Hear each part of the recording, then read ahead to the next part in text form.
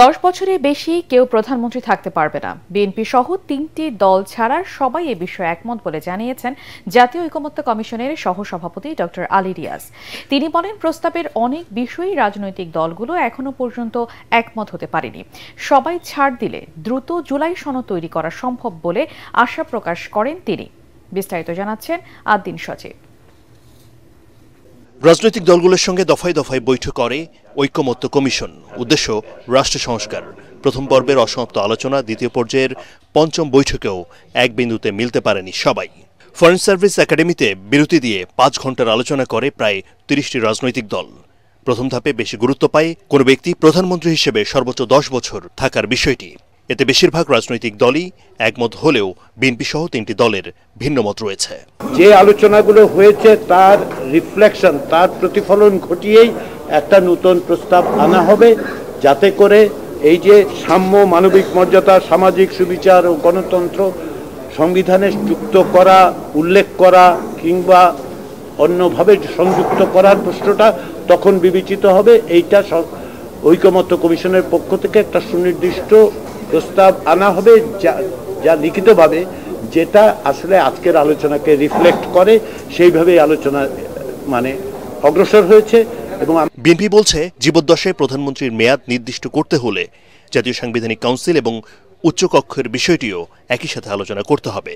তবে মেয়াদ বা বার নিয়ে বিতর্কে আটকে না থেকে কোনো ব্যক্তির প্রধানমন্ত্রী হিসেবে সর্বোচ্চ 10 বছর থাকার প্রস্তাবকে স্বাগত জানিয়েছে জামাতে ইসলামী, এনসিপি সহ অধিকাংশ রাজনৈতিক দল। এছাড়া সংবিধানের মূলনীতি নিয়েও দীর্ঘ আলোচনা হয় বৈঠকে। এতেও মতপার্থক্য দূর হয়নি। ঐকমত্যের জন্য সব দলকে ন্যূনতম ছাড় দেওয়ার কথা বলেন বেশিরভাগ রাজনীতিক। দশম একাদশ দ্বাদশ সংসদের বিতর্কিত প্রহসনের নির্বাচন করার অভিযোগে সাবেক প্রধানমন্ত্রী পতিত স্বৈরশাসক শেখ হাসিনা, সাবেক 3 প্রধান নির্বাচন কমিশনার কমিশন সহ 24 জনের বিরুদ্ধে রাজধানীর শেরেবাংলা নগর থানায় মামলার আবেদন করেছে বিএনপি। একই সঙ্গে 2014, 2018 ও 2024 সালের ভোট পরিচালনাকারী প্রধান নির্বাচন কমিশনার ও নির্বাচন কমিশনারের বিরুদ্ধে ব্যবস্থা নিতে ইসিতে আবেদন জানিয়েছে দলটি। বিএনপি মহাসচিব মির্জা ফখরুল ইসলাম আলমগীর স্বাক্ষরিত আবেদন প্রধান নির্বাচন কমিশনার এএমএম নাসির উদ্দিনের কাছে জমা দিয়েছে বিএনপি প্রতিনিধি দল। বিস্তারিত জানাচ্ছেন মইনুল আহসান। 2014, 2018 ও 2024 সালের জাতীয় নির্বাচন ছিল নানা কারণে আলোচিত, বিতর্কিত ও অভিনব। বিএনপি সহ প্রায় সকল বিরোধী দলের বর্জনের মধ্যে হওয়া দশম জাতীয় নির্বাচনে ভোট গ্রহণের আগেই বিনা প্রতিদ্বন্দ্বিতায় 153 আসনে বিজয়ী আওয়ামী লীগ। 30 ডিসেম্বর 2018 সালের একাদশ জাতীয় সংসদ নির্বাচনে ব্যাপক কারচুপির অভিযোগ ওঠে। অধিকাংশ ভোট আগের রাতে হয়ে যাওয়ার অভিযোগের মধ্যে বিএনপি মাত্র 7টি আসনে জয় পায়। বিএনপি সহ মিত্ররা সেই নির্বাচনকে নিশিরাতের নির্বাচন হিসেবে অভিহিত করে। আর সবশেষ 2024 সালের 7 জানুয়ারি বিরোধী দলবিহীন ভোটে আওয়ামী লীগ ডামি প্রার্থী দিয়ে নির্বাচনে বিজয়ী হয়ে টানা তৃতীয়বারের মতো সরকার গঠন করে।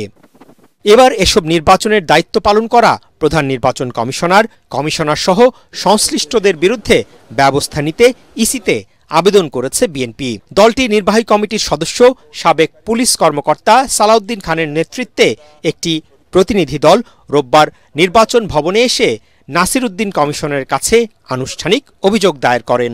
গ্রামে গঞ্জে গিয়ে, শহরে গিয়ে, ওয়ার্ডে গিয়ে নেতা কর্মী সমর্থকদেরকে বাড়ি বাড়ি গিয়ে আইন শৃঙ্খলা বাহিনীর অতি উৎসাহী সদস্য গ্রেপ্তার, নির্যাতন, রিমান্ডে নিয়ে মিথ্যা গায়েবী মামলা দিয়ে এবং বিভিন্ন জায়গায় অপহরণ করে গুম করে রেখে তারা একটা নির্বাচনের প্রক্রিয়া শুরু করে। অবৈধ প্রধানমন্ত্রী শেখ হাসিনা আছে প্রধান, আর প্রধান নির্বাচন কমিশনার 2014 সালে যারা কমিশনার ছিলেন তারা, 2018 সালে প্রধান নির্বাচন কমিশনার ছিলেন যারা, তাদের সাথে কমিশনার, তাদের সাথে সচিব, এবং সর্বশেষ 2024 সালে যে নির্বাচন করেছে প্রধান নির্বাচন কমিশনার এবং তাদের কমিশনার বিন্দু, সচিব সহ সংশ্লিষ্ট যারা আইন শৃঙ্খলা বাহিনী যারা অতি উৎসাহে জড়িত আছে তাদের আমরা নাম উল্লেখ করেছি। এটা ওনারা অনুসন্ধান করে ব্যবস্থা নেবেন। সেখান থেকে রাজধানীর শেরেবাংলা নগর থানায় গিয়ে গণ আন্দোলনে ক্ষমতা হারানো সাবেক প্রধানমন্ত্রী শেখ হাসিনা, দশম, একাদশ ও জাতীয় সংসদ নির্বাচনে দায়িত্ব পালন করা 3 সিইসি কাজী রকিবউদ্দিন আহমদ, KM নুরুল হুদা ও কাজী হাবিবুল আওয়াল, সাবেক সচিব সহ 24 জনের বিরুদ্ধে মামলার আবেদন করেন বিএনপি প্রতিনিধি দল। এ সময় তারা জানান, নির্বাচনে দায়িত্ব পালন করা বিতর্কিত কর্মকর্তাদের এতে আসামি করা হয়েছে। শেখ হাসিনা সহ অন্যান্য লোকজনকে মোট 24 জনের নাম উল্লেখ করে অভিযুক্ত করে তারা একটা এজাহার দায়ের করে, সেটি মামলা হিসেবে রেকর্ড করা হয়েছে। গুলশান কার্যালয়ে সংবাদ সম্মেলনে এক প্রশ্নের জবাবে বিএনপির স্থায়ী কমিটির সদস্য আমির খসরু মাহমুদ চৌধুরী জানান, দেশে আইনের শাসন না থাকায় এতদিন মামলা করা সম্ভব হয়নি।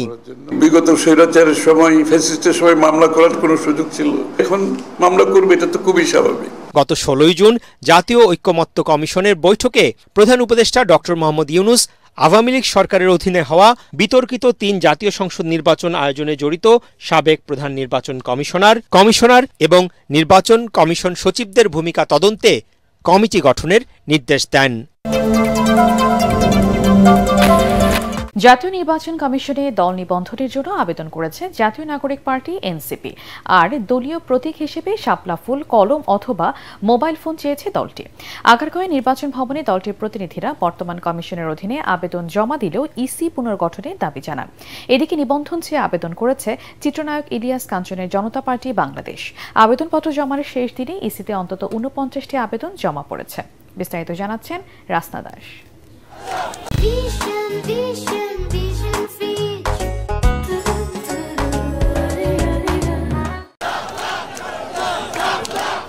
জাতীয় সংসদ নির্বাচনকে সামনে রেখে দল নিবন্ধনের আবেদনের শেষ দিনে ইসিতে আসে জাতীয় নাগরিক পার্টি এনসিপি। 24-এর গণঅভ্যুত্থান থেকে উঠে আসা দলটি আত্মপ্রকাশের 4 মাসের মধ্যেই নিবন্ধনের সব শর্ত পূরণ করেছে বলে জানিয়েছেন দলটির নেতারা। আবেদনপত্র জমা দিয়ে সাংবাদিকদের সাথে কথা বলেন এনসিপির শীর্ষ নেতারা। জানান, গঠনতন্ত্র প্রস্তুত সহ 30 জেলা, 120 উপজেলা ও 2টি মহানগর কমিটি গঠন করা হয়েছে। জাতীয় নাগরিক পার্টি এনসিপি দলের প্রতীক হিসেবে নির্বাচন কমিশনে যে আবেদন দাখিল করেছে, সেখানে আমরা 3টি প্রতীককে দলের প্রতীক হিসেবে আমরা আবেদন করেছি, কিন্তু আমাদের দলের প্রতীক হিসেবে নির্বাচন কমিশনের থেকে আমাদের প্রত্যাশা হলো নির্বাচন কমিশন দলের প্রতীক হিসেবে আমাদেরকে শাপলা বরাদ্দ প্রদান করবে। আগামীর পার্লামেন্ট ভোট ব্যাংকে এনসিপির শাপলা প্রতীকে পুরো বাংলাদেশের মানুষ জয় জয়কার করে দিবে। এনসিপির নেতৃত্বে নতুন সরকার গঠন হবে। জনগণের দাবির ভিত্তিতে বাংলাদেশে অনেকগুলো সংগঠন পরিবর্তন হয়েছে, বাংলাদেশে নতুন একটি ব্যবস্থা এসেছে। আমরা মনে করি জনগণের দাবির প্রেক্ষিতে ইসিও পুনর্গঠন হবে। নিবন্ধনের শেষ দিনে নতুন দলগুলোর পদচারণায় ব্যস্ততা বাড়ে নির্বাচন কমিশন ভবনে। উৎসাহ উদ্দীপনার সাথে নিবন্ধনপত্র জমা দেন তারা। বিধিমালায় যেসব শর্তের কথা বলা হয়েছে, সেই সকল শর্ত প্রতিপালন করেই আমরা আবেদনপত্র জমা দিয়েছি। আমরা বাংলাদেশের রাজনীতিতে এন্টারপ্রেনারশিপ, একটা গুণগত পরিবর্তনের জন্য সৎ, সাহসী, শিক্ষিত, দেশপ্রেমিক মানুষদেরকে সংগঠিত করার চেষ্টা করছি। নতুন দলের নিবন্ধনের জন্য বেশ কিছু শর্ত নির্ধারণ করেছে ইসি। যা যা প্রয়োজন নির্বাচন কমিশনের যে ডিমান্ড, সেই ডিমান্ড অনুযায়ী আমরা সমস্ত কিছু জমা দিয়েছি। ইনশাল্লাহ আমাদের নিবন্ধন না পাওয়ার মতো কোনো অবস্থান নাই আল্লাহর রহমতে। আমরা জনগণকে দেখাতে চাই ক্ষমতার বাইরে থেকেও আমাদের সীমিত অর্থ এবং সীমিত সামর্থ্য দিয়েও জনগণের পাশে দাঁড়ানো যায়। That's our aim. বর্তমানে নির্বাচন কমিশনে নিবন্ধিত দলের সংখ্যা 50টি। আদালতের আদেশে নিবন্ধন ফিরে পেয়েছে জামায়াত ইসলামী। গত 5 আগস্ট শেখ হাসিনা সরকারের পতনের পর থেকে উচ্চ আদালতের নির্দেশে এ পর্যন্ত ইসি থেকে নিবন্ধন পেয়েছে 6টি দল। সম্প্রতি নিবন্ধন স্থগিত হয়েছে আওয়ামী লীগের। সংস্কার ও জুলাই সনদ ইস্যুতে রাজনৈতিক দলগুলোর মধ্যে মতপার্থক্য থাকলেও তা কোনোভাবেই আগামী জাতীয় নির্বাচনকে বাধাগ্রস্ত করবে না বলে মনে করে বিএনপি। সকালে ঢাকাস্থ মার্কিন দূতাবাসের charge de affairs Christian Jacobsen মহাসচিব মির্জা ফখরুল ইসলাম আলমগীরের সাথে সাক্ষাৎ শেষে দলের স্থায়ী কমিটির সদস্য আমির খসরু মাহমুদ চৌধুরী একথা বলেন। গুলশানে দলের চেয়ারপারসনের কার্যালয়ে বৈঠকে বাংলাদেশের উপর মার্কিন নতুন শুল্ক নীতি নিয়ে আলোচনা হয়। পরে সংবাদ সম্মেলনে আমির খসরু মাহমুদ চৌধুরী জানান, ডক্টর ইউনূস তারেক রহমান বৈঠকে জাতীয় নির্বাচনের দিনক্ষণ নিয়ে অনিশ্চয়তা কেটে যাওয়ায় বাংলাদেশের মানুষের মতো বন্ধুপ্রতিম দেশগুলো স্বস্তি প্রকাশ করছে। আগামী আগামী 1 মাসের মধ্যে সংলাপ ও জুলাই সনদ নিয়ে একটি ঐকমত্যে পৌঁছানো সম্ভব হবে বলেও আশা প্রকাশ করেন আমির খসরু। বাংলাদেশ কিভাবে সবাই জানে যে ডেমোক্রেটিক ট্রান্সফরমেশন আমরা যেদিকে যাচ্ছি সেটার একটা দিনক্ষণ মোটামুটি একটি সিদ্ধান্তে আসা গেছে ফেব্রুয়ারি। এটা সকলের জন্য স্বস্তি, শুধু বাংলাদেশের ভিতরে তো না, বাংলাদেশে যারা পার্টনার আছে বিদেশে আমেরিকা সহ সবার জন্য একটা স্বস্তি। কারণ সবাই তো একটা এইসব ব্যাপারে একটা কর্ম পরিকল্পনা থাকে, একটা পরিকল্পনা থাকে আগামী দিনগুলোতে তারা কিভাবে কাজ করবে। সুতরাং নির্বাচনের দিনক্ষণ ঠিক হওয়াটা সকলের জন্য সিদ্ধান্ত নিতে, তাদের ভবিষ্যৎ কর্মপন্থা কি হবে, কর্মকাণ্ড কি হবে সেই সিদ্ধান্ত নিতে এটা অনেক সহজ হয়ে যায়। সমালোচনার মুখে কালো টাকা সাদা করার সুযোগ বাতিল এবং 40 ভাগ কর দিয়ে অপ্রদর্শিত অর্থ ব্যবহারের সুযোগ রেখেই পাশ হল 2025-26 অর্থ বছরের 7,90,000 কোটি টাকার বাজেট। প্রকল্প না বাড়লেও আসছে বছরের সামাজিক সুরক্ষার আওতায় নতুন করে আরও 10,000 কোটি টাকা বরাদ্দ দিয়েছে সরকার। পরিচালন ব্যয় রাখা হয়েছে 5,60,000 কোটি টাকা। জিডিপি প্রবৃদ্ধি 5.5 ও মূল্যস্ফীতির লক্ষ্যমাত্রা ধরা হচ্ছে 6.5 পাবলিকলি ট্রেডেড কোম্পানি, বিশ্ববিদ্যালয়, মেডিকেল, ইঞ্জিনিয়ারিং কলেজ, আইসটি সম্পত্তি হস্তান্তর, পেট্রোলিয়াম, সৌরশক্তি যন্ত্রপাতি, হার্টের রিং ও চোখের লেন্সের খরচ কমছে। শরফুল আলমের রিপোর্ট। সকল স্তরে বৈষম্যহীন ব্যবস্থার নিশ্চয়তা প্রদান হবে। সংসদ না থাকায় 2 জন টেলিভিশন ভাষণের মাধ্যমে দেশের 54তম বাজেট পেশ করেন অর্থ উপদেষ্টা। 9 কার্যদিবসের পর কালো টাকা সাদা করার সুযোগ বাতিল ও কর দিয়ে অপ্রদর্শিত অর্থ ব্যবহারের সুযোগ রেখেই পাশ হল 2025-26 অর্থ বছরের বাজেট। সেখানে সামাজিক সুরক্ষা খাতে 81,000 কোটি টাকা থেকে 10,000 কোটি টাকা বাড়িয়ে 91,000 কোটি টাকা বাজেট বরাদ্দ দেওয়া হয়েছে। নিজ মন্ত্রণালয়ে আয়োজিত ব্রিফিংয়ে অর্থ উপদেষ্টা ডক্টর সালেউদ্দিন আহমেদ জানান, কঠিন সময়ে বাজেট অর্থায়ন চ্যালেঞ্জের, তবে অন্তর্বর্তী সরকারের উপর আস্থা থাকায় বিভিন্ন দাতা সংস্থা $2.3 বিলিয়ন ঋণ দিয়েছে। WTO একটা আমরা এগ্রিমেন্ট আছে যে আমরা রপ্তানি খাতে 4 ধাপে কমিয়ে নিয়ে আসবো, 0 করে। 2 ধাপ আমরা অলরেডি করেছি। 6 মাস আমাদের একটু প্রাইভেট সেক্টরের প্রস্তুতি লাগবে, এইটা একটু থার্ডটা, কিন্তু এটা আমরা অ্যাভয়েড করতে পারবো না। সব টাকাই কিন্তু কালো টাকা না, অপরিদর্শিত আয় আছে। সবাই যদি কালো টাকা বলেন এটা কিন্তু মিসনোমার, এটা একদম কমপ্লিটলি এটা আমরা প্রত্যাহার করে নিয়েছি। হচ্ছে তারা রেগুলার ট্যাক্স দিবে, মানে marginal rate 30%, regular tax plus 10% অতিরিক্ত দিবে। এটা কালো টাকা সাদা বলে আমরা মনে। এদিকে নতুন বাজেটে কমছে পাবলিক ট্রেডেড কোম্পানি, বিশ্ববিদ্যালয়, মেডিকেল ইঞ্জিনিয়ারিং কলেজ, আইসিটি, সম্পত্তি স্থানান্তর, পেট্রোলিয়াম পণ্য আমদানি, সৌরশক্তি যন্ত্রাংশ আমদানি, টায়ারের কাঁচামাল, রিসাইকেল পণ্য, কলম, বিউটি পার্লারের ভাড়া, হার্টের রিং ও চোখের লেন্সের আমদানি ব্যয় কমছে। পেট্রোলিয়াম পণ্য আসে, এখানে আমরা গত 2 তারিখে প্রস্তাব করেছিলাম যে অ্যাডভান্স ট্যাক্স, যেটাকে ভ্যাট আমরা যেটা বলি, সেটা 7.5% করার জন্য আমরা এটাকে কমিয়ে 2% করার প্রস্তাব করেছি।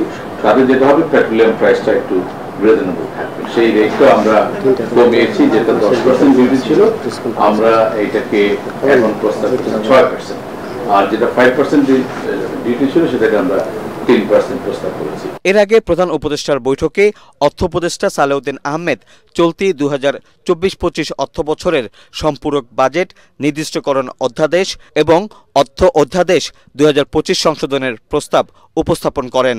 তেজগাঁয়ে প্রধান উপদেষ্টার কার্যালয়ে ডক্টর মোহাম্মদ ইউনূসের সভাপতিত্বে অর্থ উপদেষ্টা বাজেট উপস্থাপন করলে তা অনুমোদন করা হয়।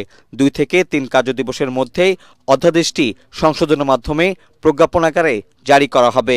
জুলাইয়ের প্রথম দিন থেকেই কার্যকর হচ্ছে নতুন বাজেট। 2025-26 অর্থ বছরের বাজেট গতানুগতিক। বাজেটে রাজস্ব আদায়, কর কাঠামোর পরিবর্তন, কর্মসংস্থান সৃষ্টি, অর্থ পাচার রোধে সুনির্দিষ্ট কোনো পরিকল্পনা নেই বলে জানান ব্যবসায়ী ও রাজনৈতিক দলের প্রতিনিধিরা। আর গবেষণা প্রতিষ্ঠান Centre for Policy Dialogue CPD বলছে, চলমান অর্থনৈতিক সংকট মোকাবেলা করতে ব্যর্থ হয়েছে প্রস্তাবিত বাজেট। তরিক ইসলামের রিপোর্ট। সকালে রাজধানীর একটি হোটেলে অনুষ্ঠিত হয় সিপিডি বাজেট সংলাপ 2025। সংলাপে অংশ নেয় অর্থনীতিবিদ, বিভিন্ন রাজনৈতিক দলের প্রতিনিধি, ব্যবসায়ী নেতা ও সুধীজনরা। সংলাপে ব্যবসায়ী নেতারা বলেন, চলমান বাজেট ব্যবসা বান্ধব নয়, তুলে ধরেন নানান অসঙ্গতি। ফিলসফিতে the budget is very muted. Budget উচ্চ কণ্ঠে ভিশন দিচ্ছে না, ফিলসফি দিচ্ছে না। স্ট্রাকচারে the budget is boring. there is nothing new, there is no departure from tradition. Our approach, the budget is not smart. 30,000 কোটি টাকা ছিল গত বছরের গ্যাস এন্ড এনার্জির বাজেট, সেটাকে কমিয়ে নিয়ে আসছেন 22,500। তার মানে কি আপনি আমাকে বিদ্যুৎ কম দিবেন, গ্যাস কম দিবেন, ইন্ডাস্ট্রি স্লো ডাউন করে দেব আমরা? এটার কোনো ব্যাখ্যা আমি পাইনি। আমাদের ধারণা ছিল এবার মনে হয় একটা বাজেট আসবে এবং এই বাজেটে আমাদের এলডিসি গ্র্যাজুয়েশনের ব্যাপারে কিভাবে আমরা এটা উতরাবো, কেমনে এটা করবো, এটা একটা সুনির্দিষ্ট একটা দিক নির্দেশনা থাকবে। প্রস্তাবিত বাজেট জনপ্রত্যাশা পূরণে ব্যর্থ হয়েছে বলে জানান বিভিন্ন রাজনৈতিক দলের প্রতিনিধিরা। লাখো শহীদের রক্তে কেনা দেশটা কারো বাপের না, তো এটা যে বাপের দেশ না, এটা যে আমার রাষ্ট্র, এটা আমাদের সবার। We all belong to the new state, new Republic. সেটা এই বাজেটে আমি দেখি নাই। এইবার কি সরকারটা তো পলিটিক্যাল সরকার না যে যাকে সেই লেগেসি গুলো বহন করতে হবে, এরা কি নতুন কিছু দিতে পারতো না? এ সময় সিপিডির পক্ষ থেকে বলা হয় ঘাটতির কারণেই বাস্তবায়ন হয় না বাজেট। দাবি জানান করকাঠামোর পরিবর্তনের। বাজেটে যেই ধরনের বরাদ্দই দেওয়া হোক না কোনো, বাস্তবায়নটাই হচ্ছে মূল বিষয়। কিন্তু এইরকম যদি ঘাটতি হয়ে থাকে বাস্তবায়নের ক্ষেত্রে, তাহলে যেই উদ্দেশ্যে বাজেটটা মানুষের জন্য প্রণয়ন করা হয় সেই উদ্দেশ্যগুলো তো আসলে পরিপালন হবে না। বাজেট বাস্তবায়ন ও স্বচ্ছতা নিশ্চিতে মধ্যমেয়াদী বাজেট পর্যালোচনার দাবি জানান বক্তারা।